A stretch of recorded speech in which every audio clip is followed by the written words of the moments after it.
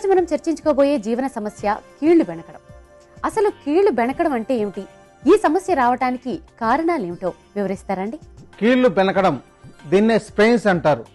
కీళ్లు బెణకడం అనగానే మనకు ఎక్కడైతే కీళ్ల భాగాలు అంటే జాయింట్స్, చూడండి ఏ భాగమైనా కావచ్చు, అన్ని ఈ మోచేతులు కానీ లేదా ఇక్కడ మణికట్టు కానీ మోకాళ్ళు కానీ పాదాల దగ్గర మడమల దగ్గర అన్ని ప్రాంతాల్లోనూ ఎక్కడైతే మనకు ఈ మడతలు అంటే కీళ్లు ఉంటాయో ఆ ప్రాంతాల్లో బెణకడం అంటే అవి లిగమెంట్స్ సాగిపోవడం కానీ తెగిపోవడం కానీ లేదా నొప్పి పుట్టడం అంటే చూడండి ఎగుడు దిగుడు ప్రదేశాల్లో నడిచినప్పుడు కానీ పరిగెత్తడం లేకపోతే సరైన భంగిమలో కాళ్లను పాదాలను ఉపయోగించుకోలేకపోవడం ఇలాంటివి చేసినప్పుడు ఒక్కొక్కసారి అవి పక్కకు అంటే సాధారణంగా ఉండే స్థాయి కన్నా ఇతర భంగిమల్లో వంగినట్లయితే అలాంటి పరిస్థితుల్లో ఈ యొక్క కీళ్లు బెణకడం అనే సమస్య ఎదురవుతుంది.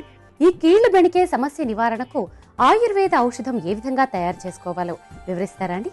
ఎప్పుడైతే కీళ్లు బెణుకుతాయో ఏ ప్రాంతానికి అంటే ఏ భాగానికి ఈ సమస్య ఎదురైందో ఆ భాగానికి ఒక కాటన్ వస్త్రాన్ని చల్లటి నీళ్లలో ముంచి ఆ యొక్క గుడ్డను మొత్తం ఆ భాగానికి చుట్టాలి.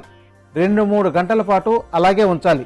వీలైతే అస్తమాను ఆ గుడ్డను విప్పి మళ్లీ చల్లటి నీళ్ళలో ముంచి లేదా ఐస్ నీళ్ళు అయితే ఇంకా మంచిది, అలాంటి నీళ్ళలో బాగా ముంచి మళ్లీ కడుతుండాలి.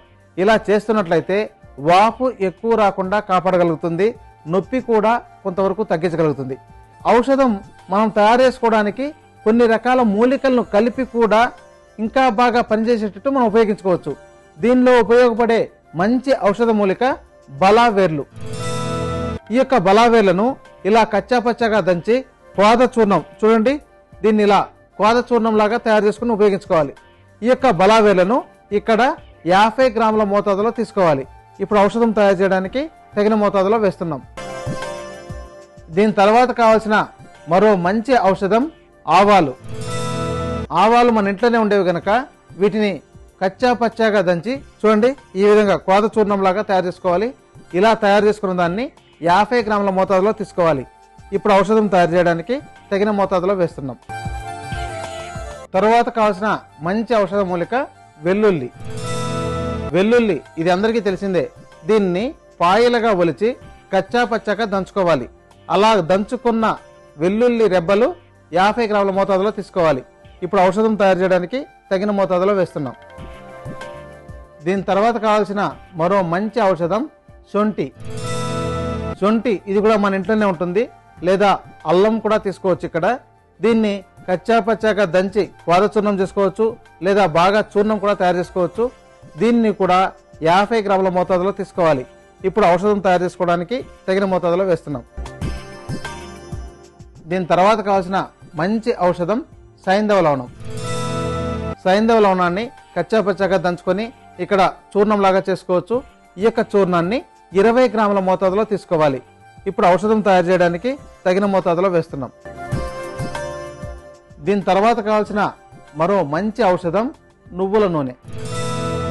ఇక్కడ నువ్వుల నూనె 220 గ్రాములు, మొత్తం మూలికలు 220 గ్రాములు, మొత్తం కలిపి 440 గ్రాములు అవుతుంది. దీనికి 4 గింతలు నీటిని తీసుకోవాలి, అంటే 1760 మిల్లీలీటర్లు, అంటే 1.35 లీటర్.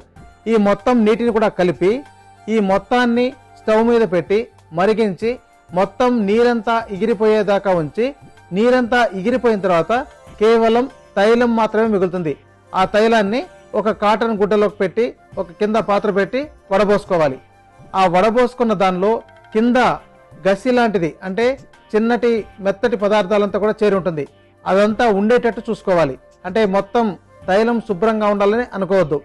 ఈ యొక్క తైలాన్ని ఒక గాజు సీసాలో దాచుకొని రోజు ఉదయం సాయంత్రం మొత్తం బాగా కదిపి ఆ యొక్క కదిపిన తైలాన్ని ఎక్కడైతే వెణుకలు వచ్చిందో ఆ ప్రాంతంలో పైకి పూతగా పోయాలి. కేవలం మృదువుగా మర్దన చేయాలి. వాపు ఉన్నట్లయితే, నొప్పి బాగా ఉన్నట్లయితే మర్దన కూడా చేయకూడదు, కేవలం పైపూతగా పోయాలి. ఇలా ఉదయం మధ్యాహ్నం సాయంత్రం 3 పూటలు ఎప్పుడూ తైలం తడిసుండేటట్టు పూస్తున్నట్లయితే కొన్ని రోజుల్లోనే మొత్తం తెగిన అస్థిబంధనాలు అంటే లిగమెంట్స్ ఏదైనా తెగిపోయినట్లయితే అవి కూడా సక్రమంగా అతుక్కొని మనకు సమస్య తీవ్రతరం కాకుండా కాపాడుతుంది. నొప్పి వాపు కూడా తగ్గిపోతుంది.